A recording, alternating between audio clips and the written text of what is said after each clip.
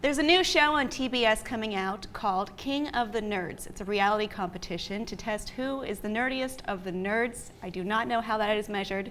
And this also brings me to the topic of Noobz, a new movie coming out presumably this summer starring the once funny Jason Mewes. Let's take a gander at that. How in the hell do you function in society, man? You're like a 6-foot-tall can of vagina repellent. Just tell me you'll go, bro. I need this. Dude, you have to pay for it. You got the job. Yeah, we going to Los Angeles! We are gonna win this thing, bro! Tap, tap, brat. Brat, brat, brat.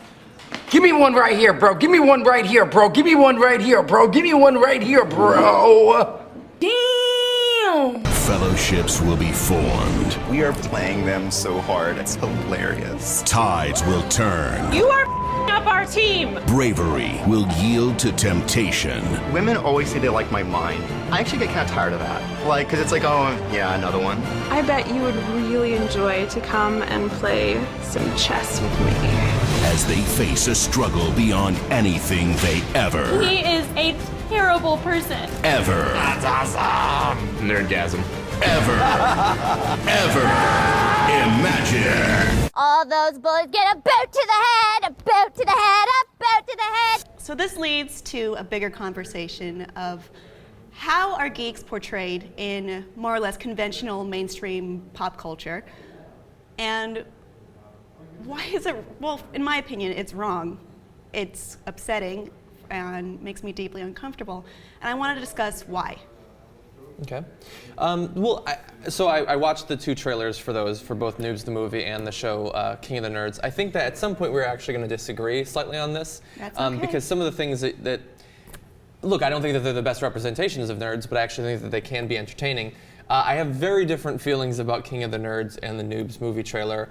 And my feelings on it aren't necessarily based primarily on how I think that they're portraying nerds. It's just the quality of the media, because I think that one is clearly going to be more interesting than the other. I want to know. But I will. Yeah. Which one is the good one, you think? Well, at least based purely on quality of the trailer, the King of the Nerds trailer is just leagues above the Noobz trailer. Look, I at one point kind of like Jason Mewes. I think that his humor just isn't targeted at me. So I'm not saying he's not funny. His humor is not for me as the combination of demographics that I am.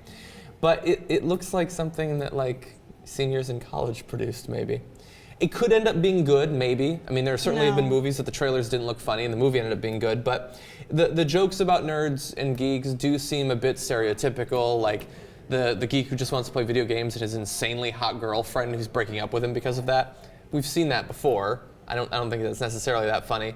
And Jason Mewes, he's doing what he can. I was really sad to see Adam Sessler in the trailer. I have no idea who Adam Sessler is. He was on X-Play on G4, and he was one of their last modicums of being taken seriously as a gaming resource, at least in my opinion.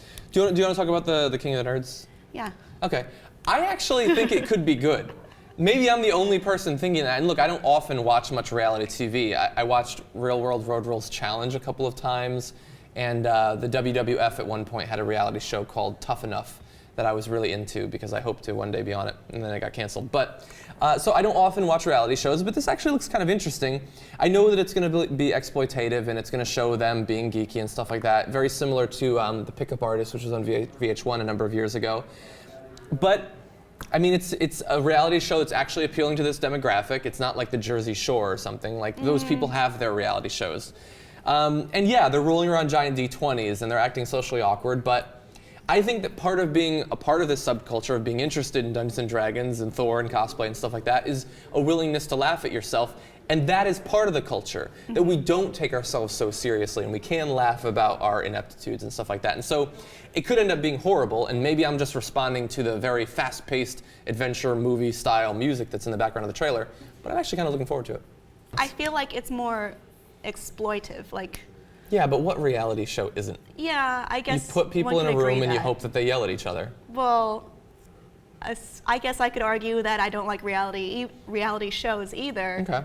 And putting this genre out there is making me doubly not happy about it.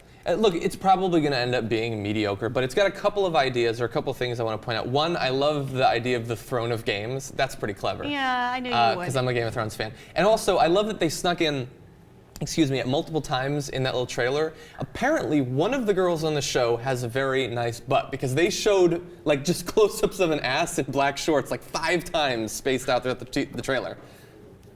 I'm waiting to see who that was. All right, John. I'm glad you like it. Anyway, look, there's a long way to go in getting, I think, the coverage of the subculture that it deserves. But I don't think we should be too hard on the first iterations of that. They have good moments. Big Bang Theory, sometimes it makes me laugh. Okay, well, that's my thought anyway.